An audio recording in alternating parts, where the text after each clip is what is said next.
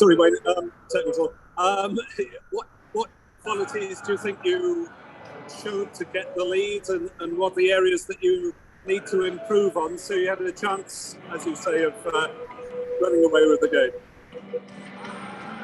Yeah, well, look, again, it's a quality within the group, and if you look at the players that were out there that finished the game, the changes in combination and the youth that was on the pitch, I thought they did very, very well to get back and have one last crack at it. Would have been nice to have scored the try at the end, but certainly to set it up to get the penalty, very, very pleasing. But, again, we'll go away and review that.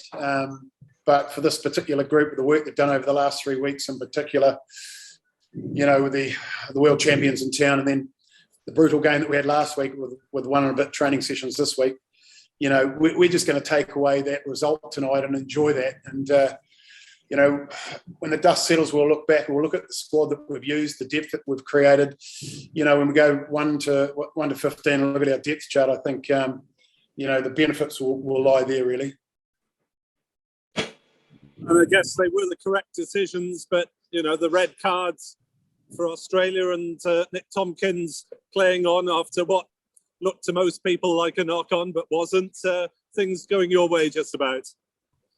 Yeah, well, I don't think it was a knock-on personally, nor did the referee or the TMO or the touch judges weren't in our coaching box. So we're quite pleased with that call, obviously. But it just goes to show in the game you just can't switch off and stop. You got to play till the whistle, and you tell that to your 5-year-olds. So, but we were pleased with Nick's effort there. But look, at the end of the day, we can talk about red cards, we can talk about yellow cards. Pressure builds yellow cards, and we're good enough to build pressure against sides. And if they don't commit yellow cards, sometimes you score tries. So there's an argument there to say that we're playing some good stuff in the 22 to be able to create those cards. And the red cards, well, I don't know that we should be explaining the red cards, because I don't think we've given too many away, but opposition have, and they need to have a look at that.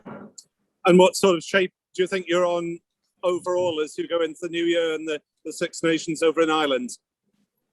Oh, look, internally as a group, we will celebrate for the first time in a number of months a victory, and 2 wins out of 4 in what's probably the toughest autumn series to date that we've faced. And with the squad that we've faced it with, I'm really, really proud of the group and the effort that they've put in week in and week out behind the scenes. Everyone has to deal with COVID.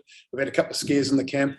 It's been a difficult time, and to come out with the win, no matter how it comes, we're just very pleased to get that result today. And to fall behind and then to get it at the death, I think we probably made 70,000 people, or whatever it was, and the ones watching at home pretty happy. Thank you. Hi, Wayne. How was your heart rate at the end? Were you able to watch the last penalty? Yeah, I did watch it, and it was very high, I've got to say.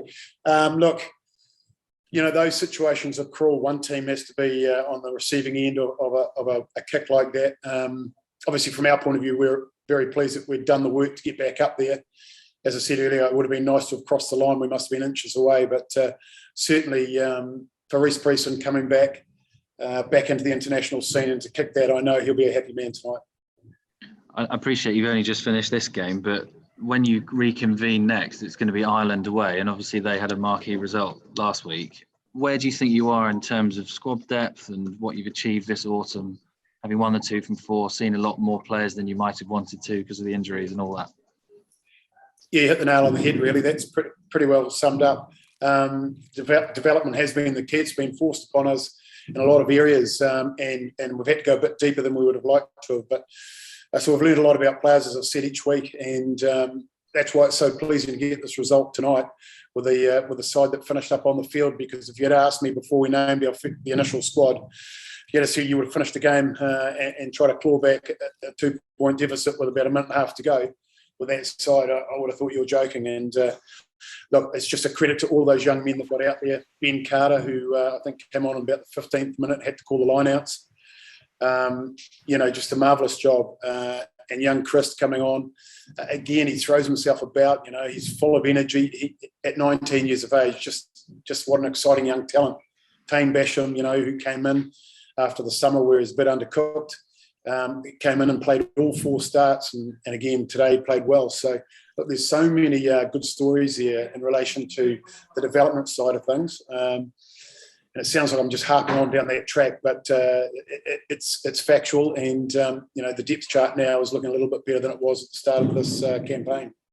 Obviously, we'll see what the situation is when we get to January, February, but some of the very senior guys you've got out injured, do you think some of them might struggle for their place with the performances of some of the guys you've had this autumn?